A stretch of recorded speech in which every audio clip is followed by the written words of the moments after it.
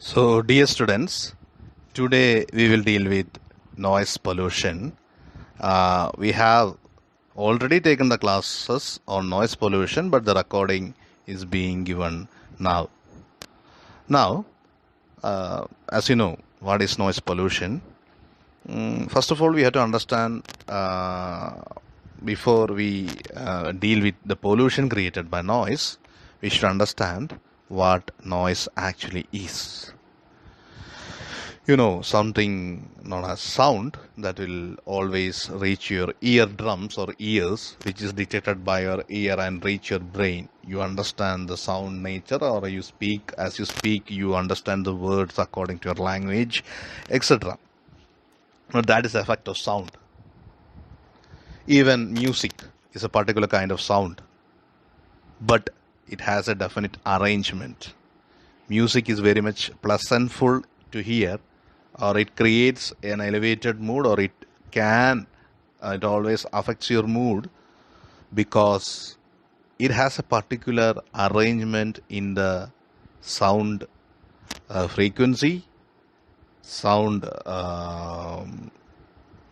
decibel. It's all those units of sound is arranged in a particular manner. So those things will become very much pleasant to hear. Now, when we speak of noise, it is something that is unpleasant and it is very much damaging, and it also creates an irritation. So all these factors are because of a particular non-arrangement in the sound level. That's it. I mean, sound level means in the frequency level, etc. So usually noise pollution can be referred as an unpleasant, damage and irritating sound that can harm people, that can has the potential to harm people, wildlife and the environment.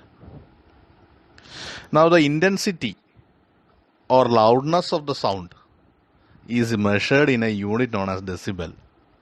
So the unpleasant and unwanted sound at any desirable or unwanted sound at any undesirable degree at any place creates pollution. Now, as I told you earlier, anything unwanted in the unwanted concentration in the unwanted place is a pollution or is a pollutant, or it creates pollution. So an unpleasant and unwanted sound at any undesirable degree at any place creates pollution. Now, noise actually is a physical form of pollution, and it is not directly harmful to the life supporting systems, namely air, water and land. But it depends on the receiver, or it affects more on the receiver. So, as I told you, noise pollution or noise or sound requires a medium to travel. Now, it can travel through air, it can travel through land, it can travel through water. Again, there are frequencies that can travel through space also. Again, we have to understand that human ears have a particular range of frequencies that it can hear. Then animals and birds have other frequencies of hearing also. Example, bat, vowel. So all these things are there in nature. I just related, that's all. Now, noise pollution is actually or specifically a result of industrialized urban life and congestion due to overpopulation. And we have different sources for noise pollution also.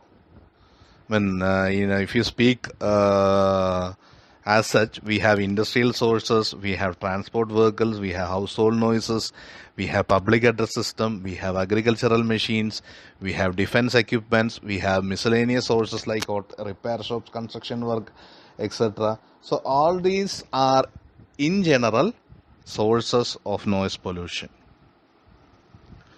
Now, if you take each and every point, like industrial sources, we have textile mills, printing presses, engineering establishments, metal works, etc.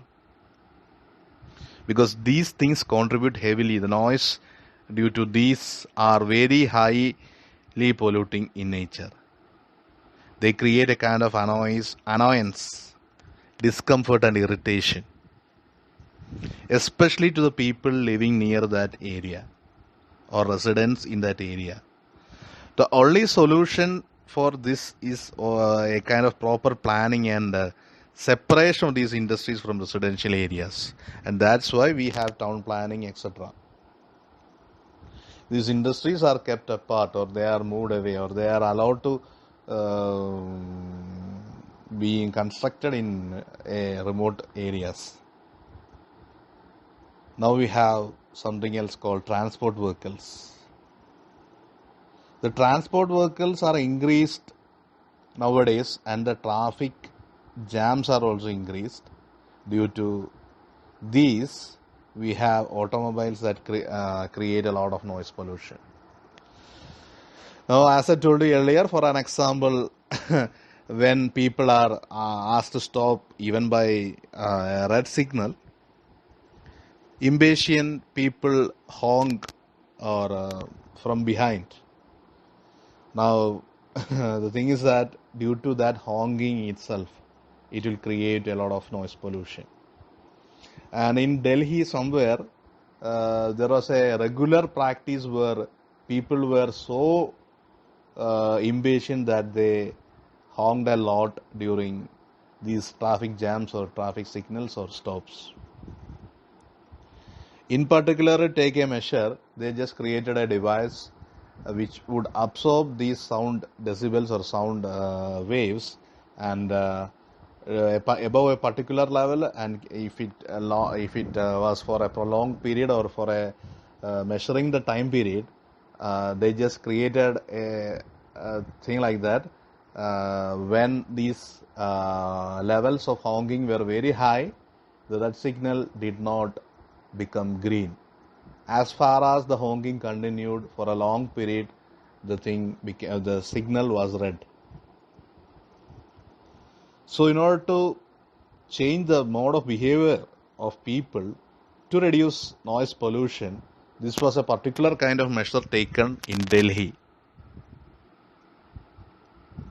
So people realized it, and later they stopped, or they just learned those patients, and they just changed their behavior. So it controlled the noise pollution at the junctions or at traffic signals. Now, that is an example I just showed. Now, the blaring of horns by impatient drivers pierces the ears of all road users. That's the problem. And it will affect the concentration of driving of others also sometimes.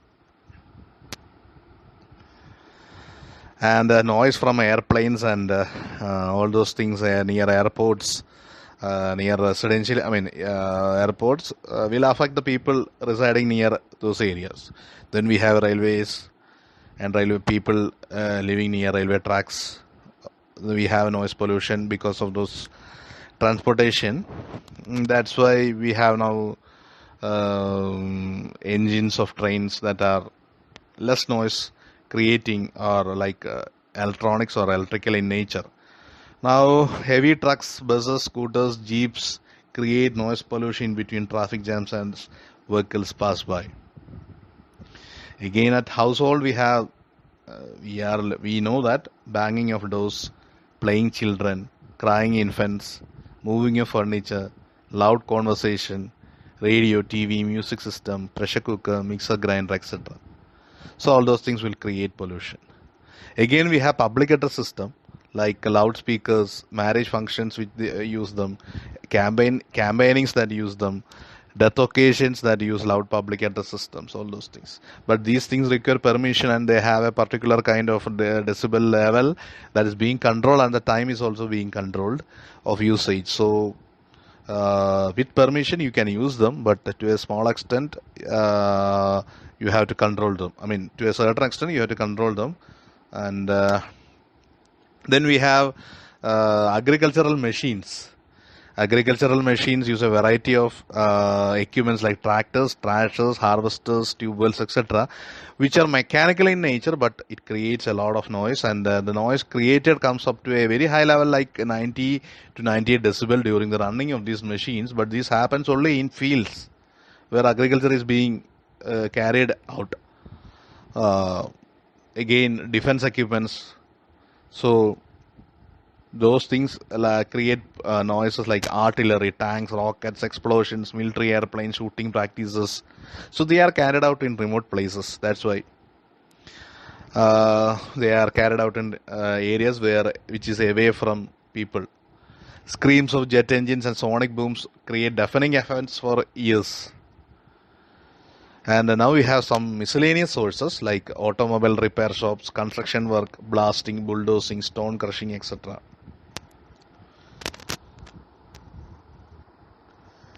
Now regarding effects of noise.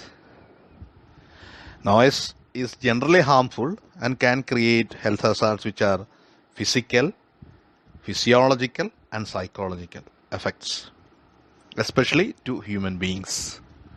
Now the physical effects, as you know, directly these waves enter our ear or reach our ear. So it will prolonged pollution in noise will affect hearing ability. Again, when there is a long duration of exposure, there can be shifting of hearing threshold. Sometimes one of the ears will hear less, or the hearing capacity will vary between ears.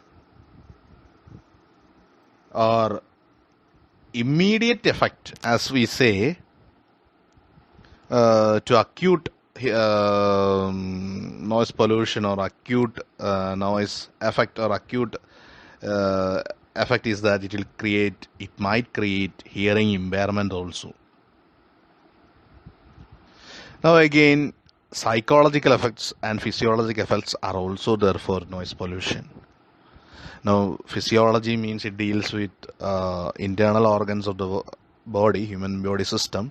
Now physical affects outer system, and psychological reaches the mind.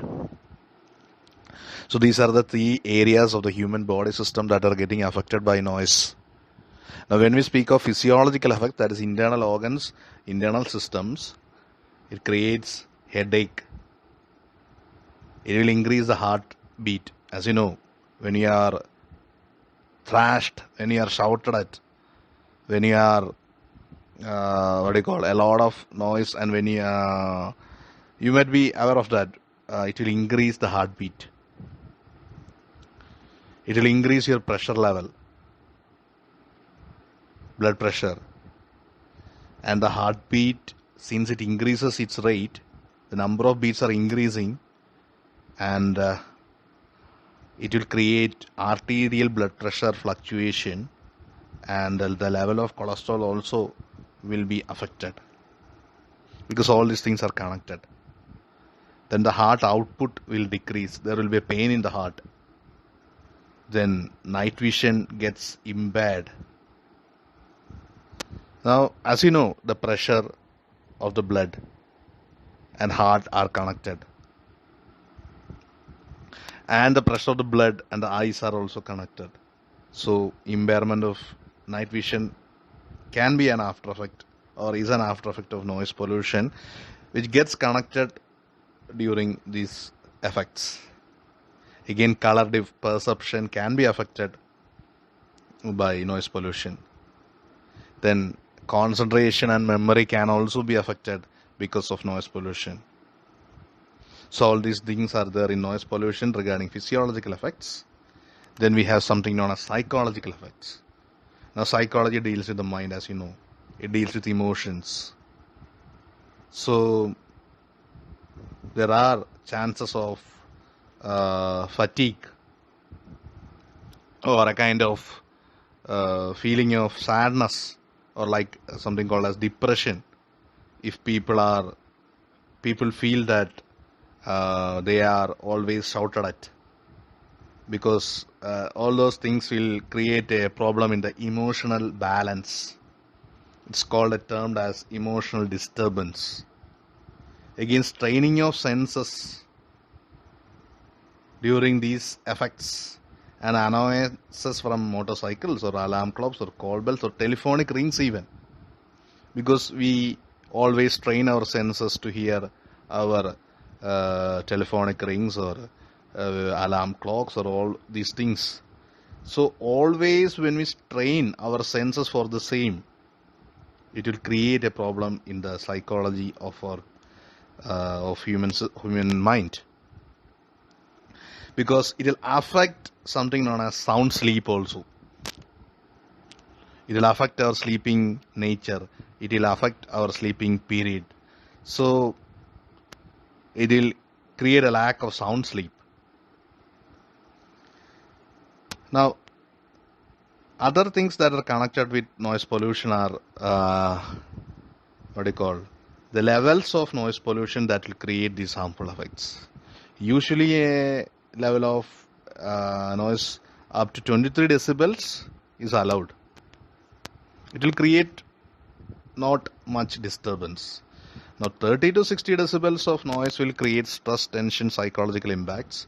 60 to 90 decibels will create a hamper, or it will affect the health, physiological and vegetative. It will create effects.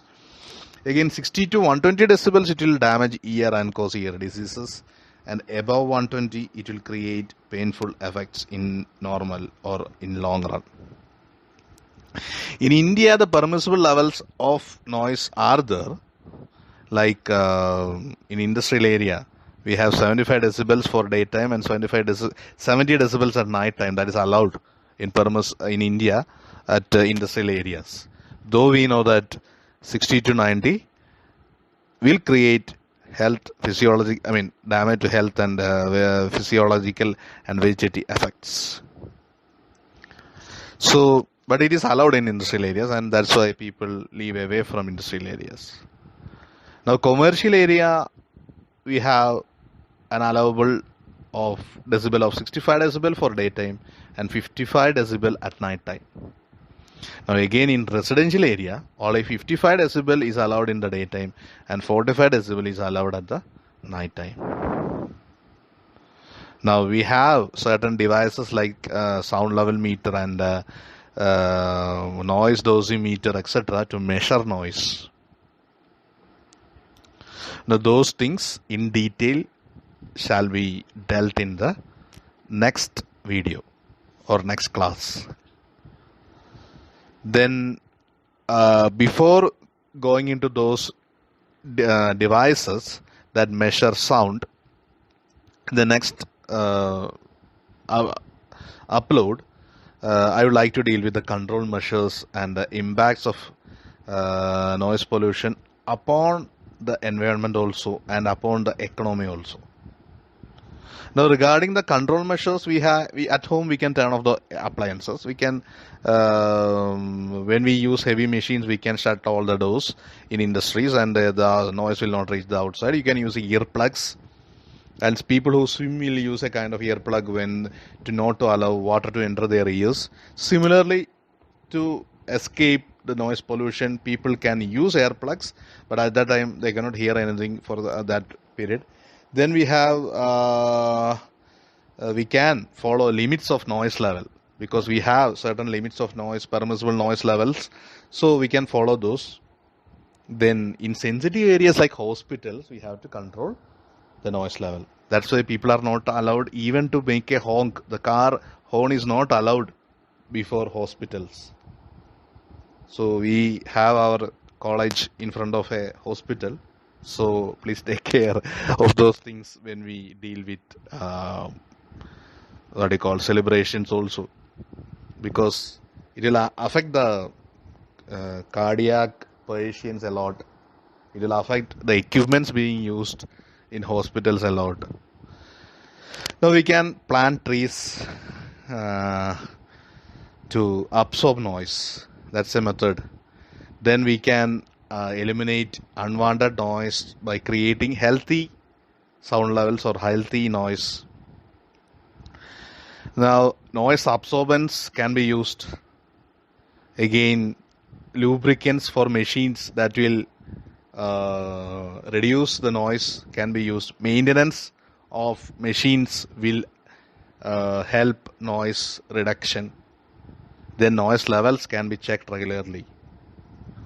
Now, regarding other impacts like socio-economic impacts, we have something like people who are affected are always very low in the economic status and are generally associated with poor health are easily affected. Then children and old people are also affected easily by noise pollution, especially heavy industry, aircraft, railways, roadways, etc. Then people who live in stress. Now, the thing is that deprived societies are subject to multiple risk exposures due to factors like income, education, life, diet, exercise, etc., lack of exercise, etc., because they are exposed to stress, environmental stress also, because the deprived societies are exposed to high levels of pollution because they live in areas near industrial areas or slums, and they are always exposed to these. They have poor food, they have poor health, so easily they are affected, because healthy people they have some immunity or they can resist these noises. If you fast for a long and if you hear a siren, and if you have enough food and if you hear a siren, there is a difference in the effect in your body system. You just try to understand that. So people who have proper food and proper health will be less affected by these especially noise pollution. And more advantaged communities are likely to suffer, even though they live in, they have a less chance to get affected, even though they live in polluted areas. So the deprived populations are more sensitive to effects of noise and pollution. And better community has something like advantage, like because they can afford for housing construction that prevent this pollution. They can work in indoors. They can use private transport. They can avoid these health impacts, etc.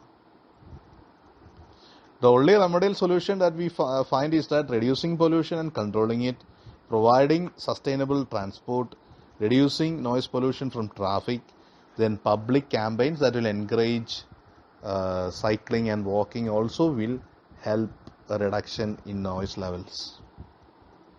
Now, especially in IITs, especially I have seen in IIT Madras that they use cycles.